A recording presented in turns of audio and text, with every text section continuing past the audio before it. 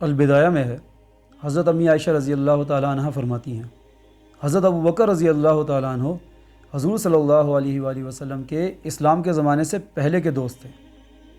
ایک دن حضور صلی اللہ علیہ وآلہ وسلم کی ملاقات کے ارادے سے گھر سے نکلے۔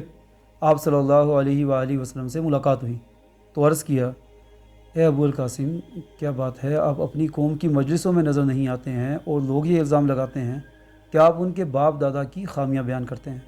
حضور صلی اللہ علیہ وآلہ وسلم نے فرمایا، میں اللہ کا رسول ہوں اور تم کو اللہ کی دعوت دیتا ہوں۔ جو ہی حضور صلی اللہ علیہ وآلہ وسلم نے اپنی بات پوری فرمائی، حضرت ابو بکر رضی اللہ تعالیٰ عنہ فوراً مسلمان ہو گئے۔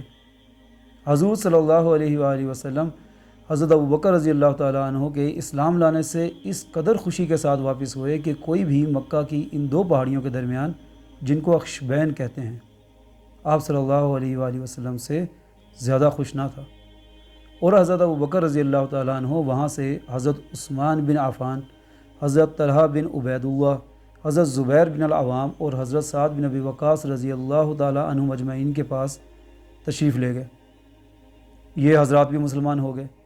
دوسرے روز حضرت ابو بکر رضی اللہ تعالیٰ عنہ حضور صلی اللہ علیہ وآلہ وسلم کے پاس حضرت عثمان بن مظعون، حضرت ابو عبیدہ بن الجراح، حضرت عبد الرحمن بن عوف، حضرت ابو سلمہ بن عبد الاسد اور حضرت ارقم بن ابو الارقم کو لے کر حاضر ہوئے، اور یہ سب حضرات بھی مشرف با اسلام ہوئے۔